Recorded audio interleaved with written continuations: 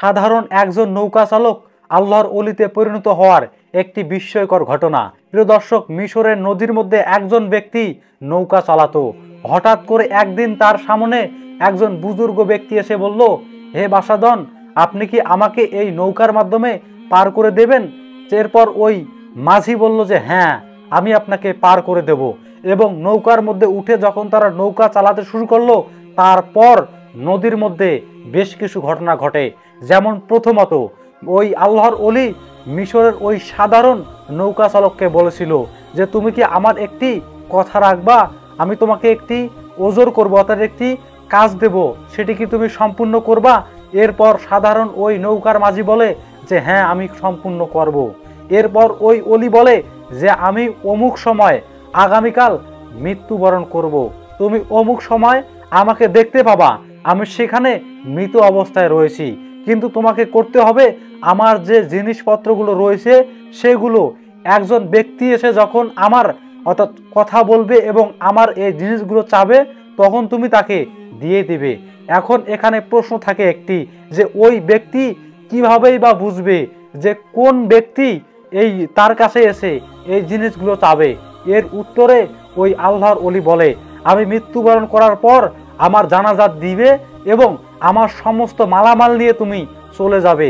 তারপর দেখবে যে কেউ একজন আমার নাম ধরে বলবে এবং আমি তোমাকে যে জিনিসগুলো দিব ওই সব কিছুই তোমার কাছে চাবে, তুমি তাকেই ওই জিনিসগুলো দিয়ে দিবে। এরপর এরকম কথাবার্তা বলতে বলতে নৌকার মাঝি এবং আল্লাহর ওই ওলি নদী পার হয়ে যায়। এরপর নৌকার মাঝির এই কথা একেবারেই মনে হারিয়ে যায় যে তিনি নদীর মধ্যে আল্লাহর এক ওলিকে কি কথা দিয়েছেন। এরপর হঠাৎ করে জোহর পার হয়ে যখন আসরের সময় আসে, তখন তার মাথার মধ্যে হঠাৎ করে এই কথা মনে পড়ে যায় যে আমি তো একজনকে কথা দিয়েছিলাম যে তার বেশ কিছু জিনিসপত্র আমাকে নিতে হবে এবং তার জানাজাও আমাকে সম্পূর্ণ করতে হবে। এরপর ওই নৌকার সাধারণ চালক তিনি ওই সময় মতো ওই স্থানে গিয়ে দেখে যে ওই ব্যক্তি মৃত্যুবরণ করেছে এবং তার বেশ কিছু জিনিস সেখানে তিনি রেখে গিয়েছে। এরপর ওই ব্যক্তির জানাজার নামাজে অসংখ্য মানুষ অংশগ্রহণ করে এবং ওই নৌকার সাধারণ মাঝি তিনিও তার জিনিসপত্রগুলো নিয়ে চলে যায়।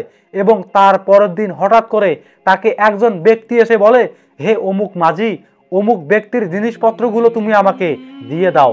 এমন বিষয় দেখার সঙ্গে সঙ্গে সাধারণ ওই নৌকার মাঝি তিনি খুবই অর্থাৎ হতভম্ব হয়ে যায় যে এটি কিভাবে সম্ভব।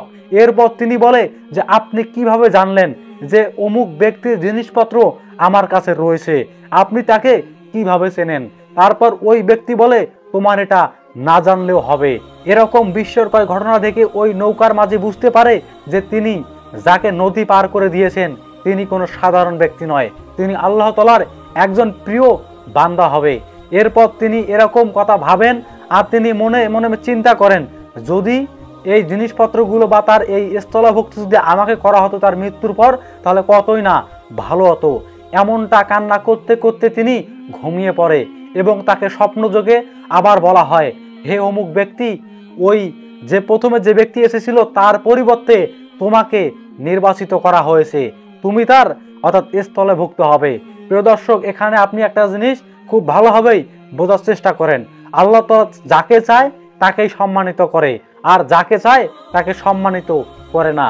এখন আমি আপনাকে কোরআনের একটি তথ্য দেওয়ার চেষ্টা করব, যদিও এই ঘটনার সঙ্গে এই আয়াতের ব্যাখ্যার কোনো মিল নেই, তবে তারপরও আমি আপনাকে কথাটি বলার চেষ্টা করতেছি। শোনেন, আজকে এবং বর্তমান সময় আমাদের আশপাশে সমাজের মধ্যে যে সমস্ত ব্যক্তিরা একটি ভালো সচ্ছল, সকলেই তাদেরকে ভালোবাসে, বেশ কিছু মানুষ চায় তাদের এই ভালোবাসা, তাদের এই সুনাম যেন নষ্ট হয়ে যায়।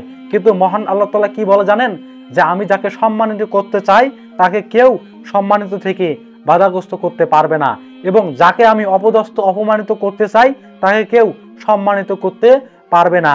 যাই হোক, এই কোরআনের একটি আয়াতের ব্যাখ্যার মধ্যে ঠিক এভাবে উপস্থাপন করা হয়েছে।